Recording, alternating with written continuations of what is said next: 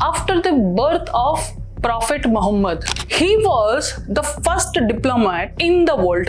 When he was alive, he fought so many wars. Prophet Muhammad has written a letter to Hercules. Prophet Muhammad जब जिंदा थे तभी उन्होंने war के कुछ रूल्स बना दिए थे. Let's see what all United Nations accepted in Islam. Rule of Islamic were the study of law and the principles on which law is based. Islam शुरू ही हुआ 6th century में, after the birth of Prophet Muhammad. I am not talking on the religious basis. I am talking here on rules regulations basis. So let's see, when Prophet Muhammad born, the study of law and the principles on which law is based. On what principles? Principles of Prophet Muhammad. Prophet Muhammad sallallahu alaihi wasallam. The Prophet Muhammad, when he was alive, he fought so many wars and he conducted so many agreements and he spoke with so many diplomats. You can say उस वक्त 6th century में Prophet Muhammad is or was the first diplomat who had bilateral relationship with other countries, with other territories, with other rulers, you can say, जिसको हम ये भी कहेंगे कि MOUs बनाए थे उन्होंने, मेमोरेंडम ऑफ अंडरस्टैंडिंग्स बनाई थी उन्होंने डिफरेंट रूलर्स के साथ उस वक्त. At that time he was the first person, you can से दुनिया का पहला इंसान था जो बायलैटरल रिलेशनशिप या डिप्लोमेटिक रिलेशनशिप बनाए थे with other countries, with other territories, with other nations, with other rulers, with other emperors, you can say. उसमें से बहुत सारे ऐसे examples हैं. Let's see. Prophet Muhammad has written a letter to Hercules. Hercules कहाँ पे था? 1610 में Byzantine डायनास्टी थी, which is Byzantine kingdom था, which is today's Istanbul or Turkey. Byzantine. In 610 में he had relationship with Hercules, and again he had other relationship with Negos, which is today's Ethiopia, African countries, Africa. तो इसके साथ भी इनके bilateral relationship थे when Prophet Muhammad was alive. You can say international diplomat थे वो उस वक्त के. इनके एक और डायनास्टी के साथ रिलेशनशिप थे which is even today which is very important. Prophet Muhammad के एक और डायनास्टी जो कि सासानियन डायनास्टी के एक किंग के साथ उनकी एक बायलैटरल रिलेशनशिप थे which is खोसरो सेकंड या you can say खोसरो परवेज, जो कि सासानियन डायनास्टी का किंग था, जो कि टुडेस ईरान है. टुडेस ईरान, इसको शाह ऑफ ईरान भी कहा जाता है. तो खुसरो सेकंड, तो खुसरो परवेज और Shah of Iran is all of same, जो ईरान का बेस था. इसके साथ भी इन्होंने उस वक्त बायलैटरल रिलेशनशिप रखे थे. तो इनके रिलेशनशिप किस किस के साथ थे? हरक्यूलस के साथ थे इनके रिलेशनशिप, नेगोस के साथ थे जो कि इथोपियन अफ्रीका का किंग था. इसको कहते हैं king of Kings. he used to be called as king of king, and he used to be Khosrow Parvez was used to call as Shah of Iran. तो शाह ऑफ ईरान के साथ profit Mohammad के bilateral relationship. तो having bilateral relationship concept of United Nation has been taken according to laws of United Nation is from Prophet Muhammad according to Islamic rule of Islamic wars. In 6th century, Prophet Muhammad in 6th century, when he conquered Makkah, he was residing in Medina. When he came and he conquered Makkah, इन्होंने भी बहुत सारी जंगें लड़ी उस reason में, जो कि Saudi अरब का मक्का मदीना, उस रीजन में इन्होंने भी बहुत सारी जंगें लड़ी. Let's not get into his personal affairs या personal. तो here when he fought his against Makkah, उन्होंने after winning the battle, he had the pledge at Al-Aqaba.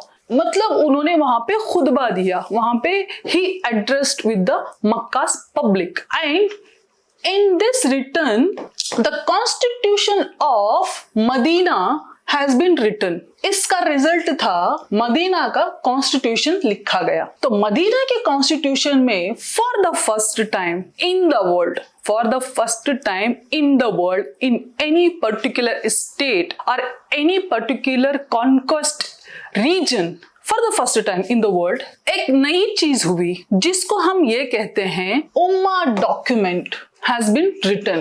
What is Ummah document? Ummah document for the first time anywhere in this world, anywhere in this planet, for the first time something new happened. What happened here? Let's see what happened.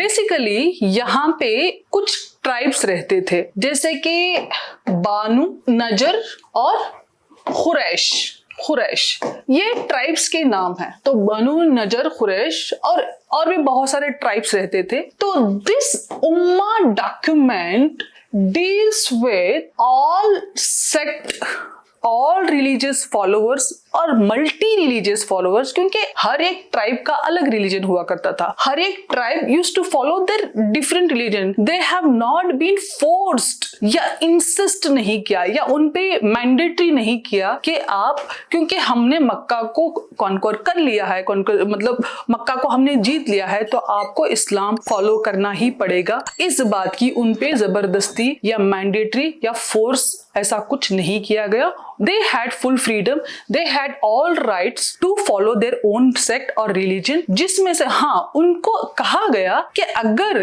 ये सही रास्ता है, सही रास्ते पे आप चल सकते हो, लेकिन जबरदस्ती नहीं की गई। And for that they made Constitution of Medina in this Pledge at Al-Aqaba in 6th century by Prophet Muhammad. When he was addressing, he addressed these tribes also, जिसमें से ये सारे ट्राइब्स आए थे उनका खुतबा सुनने के लिए। और उसमें उम्मा documentary which is basically was dealing with the tribal affairs for the first time, and this rule has been taken by UNO कि किसी भी रीजन में कोई भी अगर कॉन्कर कर लेता है तो वहां के सिटीजन्स को, वहां के लोकल्स को आप फोर्स नहीं करोगे आपका रिलीजन या ट्रेडिशन या कल्चर को प्रोहिबिट करने का, या अपने को अपने विनिंग पार्टी के कल्चर या ट्रेडिशन या रिलीजन को फॉलो करने के लिए आप उन पे मैंडेटरी इस तरह के रूल्स रेगुलेशंस नहीं लगाएंगे। Which is called treaty of Hudaybiya, treaty of Hudaybiya between prophet Mohammad and Quraysh tribe. Treaty of Hudaybiyah took place in Makkah. Treaty of Hudaybiyah took place in Makkah, which was actually saying कि आप अपने rules regulations follow कर सकते हैं, जरूरी नहीं कि आप इस्लाम कबूलो या जरूरी नहीं कि आप अपने ट्रेडिशंस को या अपने कल्चर को प्रोहिबिट करो, आप उसी में रह सकते हो। कि हाँ, अगर आपको अच्छा लगता है, आपका मन करता है, अगर आपका मन बदल जाता है, तब आप इस्लाम आराम से फॉलो कर सकते हो, लेकिन आपके ऊपर कोई जबरदस्ती नहीं करेगा। Which is actually a treaty of Hudaybiyah. You can say Constitution of Medina या Ummah document, which is actually dealing with tribal affairs in Medina by Prophet Muhammad. After that, he went back to Medina. It all happened in during 6th century in Makkah, today's the Islamic hub. During the lifetime of Prophet Muhammad, he had certain war rules. During lifetime of Prophet Muhammad जब जिंदा थे तभी उन्होंने war के कुछ rules बना दिए थे, वॉर के कुछ लॉस बना दिए थे। ठीक है, तो इसमें वॉर के कुछ रूल्स एंड लॉस में let's see what are the most important when he was alive. He was the first diplomat in the world. तो definitely उसका तो ध्यान रखा होगा उन्होंने। The first thing what he did is avoid injuring non-combatant, मतलब वो लोग जो आपके वॉर में हिस्सेदार नहीं है, जो कि एम्बेसडर्स हो सकते हैं, जो आप सफीर मान लो, एम्बेसडर हो लो, जो आपके सलाह मशवरा के लिए आते हैं, उन लोगों पे कोई अटैक नहीं करेगा। अब फॉर एग्जाम्पल आप वॉर में हो, आपसे बात करने के लिए कोई और दूसरे कंट्री का आया है, डिप्लोमेट आया है या फॉरेन डेलीगेट आए हैं, उन पे कोई अटैक नहीं करेगा। या उनसे बात करने आया हो या हमसे बात करने आया हो, अगर दुश्मन के पास भी फॉरेन डेलीगेट आए हुए हैं टू हेल्प देम और टू लाइक सपोर्ट देम और to suggest something for them, तो उन पे अटैक नहीं किया जाएगा। This rules has been made by prophet Mohammad and taken by United Nations. और इन्होंने एक और रूल्स बनाया था, एक और रूल बनाया जंग का, जो कि वॉर विदाउट एंगर, गुस्से से नहीं, गुस्सा करके, you are not going to fight any war in anger. गुस्से से जंग नहीं जीती जा सकती थी। This was the first initiative when he was alive. This is the second initiative in war's rules. The third one, human treatment towards war prisoners. Human treatment towards war prisoner, मतलब जो जंग में हार जाते हैं या जंग में आपके कब्जे में आ जाते हैं, आपके हवाले हो जाते हैं, उन लोगों के साथ आप इंसानियत से पेश आओगे। जैसे कि उनकी नेसेसिटीज हो गई, उनका खाना पीना, हेल्थ वगैरह का आप ख्याल रखोगे, उनको सोने के लिए कंबल दोगे, उनको रात को जगाओगे नहीं, उनको डिस्टर्ब नहीं करोगे, उनके साथ इंसानियत से पेश आओगे, विच is actually is the main agenda of ICRC, which is main agenda of League of Nations. League of Nations और United Nations का main agenda है कि आप जो war prisoners होते हैं, जो जंग में कैद किए जाते हैं, जंग के जो कैदी होते हैं, वो बेगुनाह होते हैं, क्योंकि डिप्लोमेसी किसी और की है, रूल्स रेगुलेशंस किसी और के हैं, वॉर डिक्लेयर किसी और ने किया था, तो it is the thing. These are the rules by Prophet Muhammad when he was alive. After Prophet Muhammad, उनके जो disciples थे who were with him when he was alive, once he was not there, when he was passed away, उनके बाद जो लोग आए, उनमें से कुछ लोग, उनके जो डिसेबल्स थे, उनको खलीफा कहा जाता है, जो कि पॉलिटिकल या एडमिनिस्ट्रेटर हेड थे या रिलीजियस हेड भी कह सकते हैं आप उनको। तो उनमें से one among the most important is Abu Bakr Siddiq भी कहा जाता है उनको, because for some other reason, वो रिलीजियस रीजंस हैं। Abu Bakr Siddiq also fought so many wars. तो during his wars, because he was there along with prophet Mohammad in all wars, wherever prophet Mohammad was there, he also fought along with prophet Mohammad. तो Abu Bakr knew what prophet Mohammad wanted, what he might say, और you can say what he will say. He means prophet Mohammad, according to Abu Bakr, इनके जो detail explanation है war के rules और laws और regulations के, इनके जो डिटेल एक्सप्लेनेशन है on the basis of the rules and regulations set by prophet Mohammad for wars. तो इनके जो डिटेल एक्सप्लेनेशंस हैं, वो डिटेल एक्सप्लेनेशन में इन्होंने लगभग 10 रूल्स बनाए, 10 लॉ फॉर वॉर्स बनाए। इसमें से द मोस्ट इंपॉर्टेंट 10 रूल्स, हालांकि बहुत सारे बनाए, उसमें से the most important which is actually accepted as universal law by UNO or at that time League of Nations. So let's understand what are those 10 law of wars by Abu Bakr. He is also, we call him also Khalifa. He was there in Medina and he fought around for religious or different reasons, you can say. Let's understand 10 law of wars of Abu Bakr. The first rule is do not commit a treachery or divert from right path. मतलब सीधा रास्ता। Do not commit any treachery और divert from right path, मतलब ऐसा कोई काम मत कीजिए जो आपको सही रास्ते से भटका दे या आपको बिट्रे करने का या धोखा देने का आपको सलाह दे। मतलब आप जंग में होता है ना, जंग में फॉर एग्जाम्पल मीर सादिक ने टिप्पू सुल्तान को धोखा दिया, इस तरह से जंग में जब आप चले जाते हो या वार में आप चले जाते हो तो आप धोखा मत कीजिए और या गलत रास्ते पे मत जाइए। This is the first rule given by Abu Bakr. The second rule what Abu Bakr gave is you should not mutilate dead bodies. Mutilate करना, डैमेज करना या जैसे कि होता है ना जंग के बाद बहुत सारा आपने मूवीज में देखा होगा, जैसे कि जंग होने के बाद जो दुश्मन देश होता है, जो एनिमी कंट्री होता है, एनिमी नेशन होता है, वो आपके सोल्जर्स की डेड बॉडी को बाकायदा बहुत अच्छे से पैक करके एक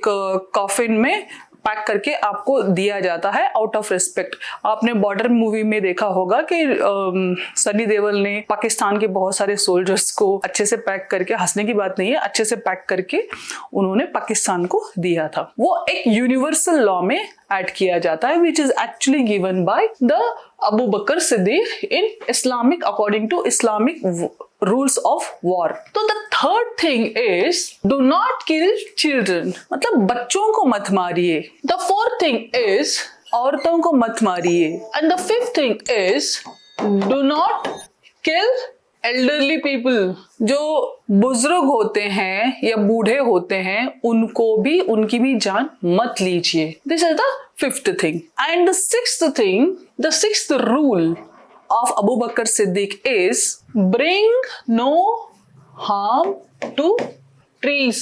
मतलब जैसे कि होता है ना झाड़ काट देना, मतलब कट कर देना, डिस्ट्रॉय कर देना, which will actually affect your environment, या तो एनवायरमेंट को पल्यूट करना।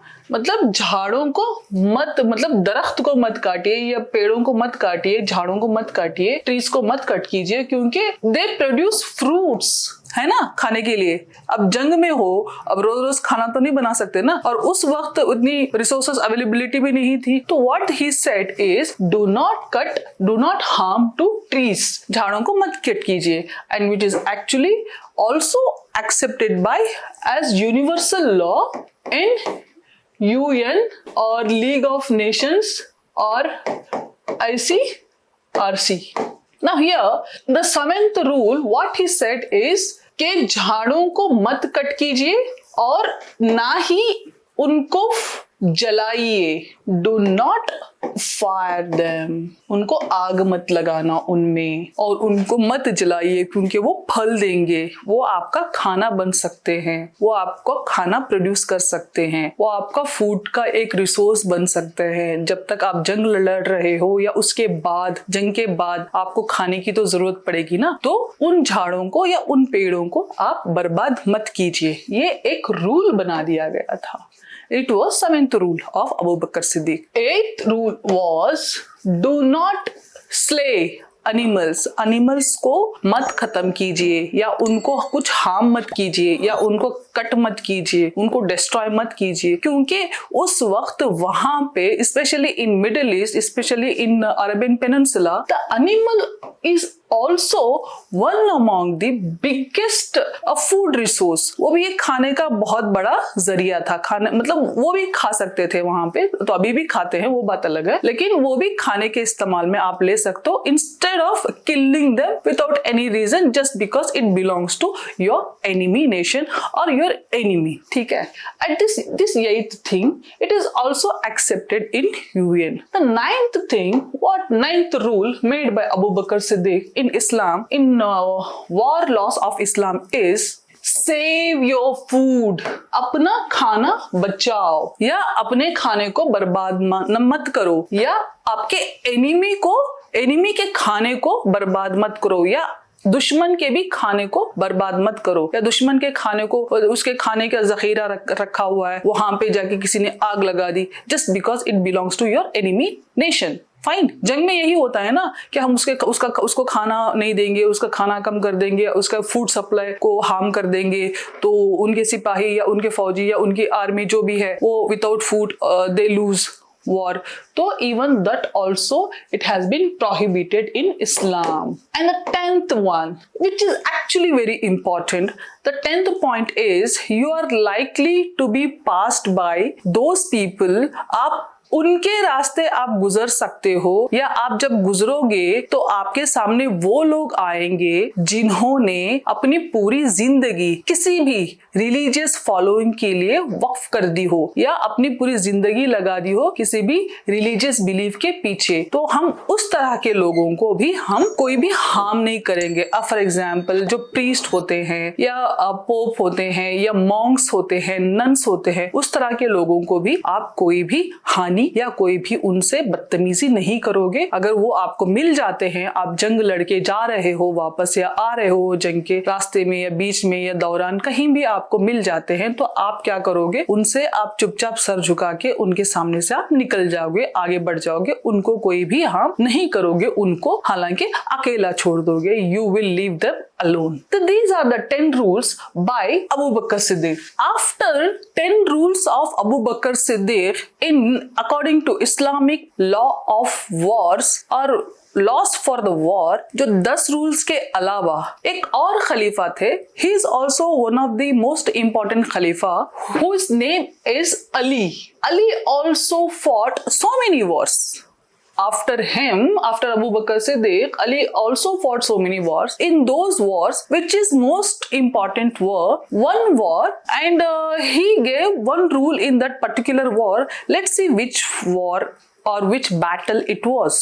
After Abu Bakr Siddiq, the Khalifa, one among the most important Khalifa was Abu Bakr Siddiq. उनके बाद this second important Khalifa was Hazrat Ali. The Ali Rashid खलीफा Ali bin Abi Talib versus Muawiya ibne Abi Sufyan. इनके बीच में जंग हुई. जंग का नाम क्या था? Battle of Siffin. कौन सी जगह पे हुई? सफिन पे हुई in 1657. In the banks of river Euphrates river. जो एफोरेट्स रिवर जो है वो कहाँ पे है? एफोरेट्स रिवर एक्चुअल में जो नदन इजराइल, जो इजराइल का जो अभी का जो इजराइल है उसका जो नदन पार्ट है, यू कैन से अरेबियन पेनिनसुला का नॉर्थ वेस्टर्न पार्ट है. नॉर्थ वेस्ट में ये रिवर है. इस रिवर के बैंक के पास इन्होंने ये बैटल ऑफ सफियन लड़ी in 1657. Battle happened between Israel and Saudi Arabia. तो इस बैटल में इन्होंने एक रूल और बनाया. The 11th rule was Islam do not permit Muslims to stop the river water to their enemy. मतलब इसका ये है कि हजरत अली ने ये बताया कि जंग के मैदान में एफरेट्स रिवर के बैंक के पास, मतलब एफरेट्स रिवर के किनारे जब जंग हो रही थी बैटल ऑफ सफिन इन 1657 में, तो उन्होंने ये कहा कि इस्लाम में मुसलमानों को इस बात की इजाजत नहीं देता इस्लाम कि आप अपने दुश्मन को जाने वाला पानी या रिवर या नदी जो दुश्मन की तरफ बहती है, उस नदी का पानी दुश्मन पी भी सकता है, तो आप उस पानी को आप रोक नहीं सकते या आप उस पानी को कंटामिनेट नहीं कर सकते. विच is actually adopted by UNO and league of Nations उससे पहले, एंड ICRC उससे पहले. इन्होंने ये यूनिवर्सल लॉ के तौर पर इन्होंने इसको accept कर लिया, which is actually invented by and declared by Hazrat Ali, which is said the 11th rule of war law of in Islam. Let's see according to Hindu religion what Mahabharata says.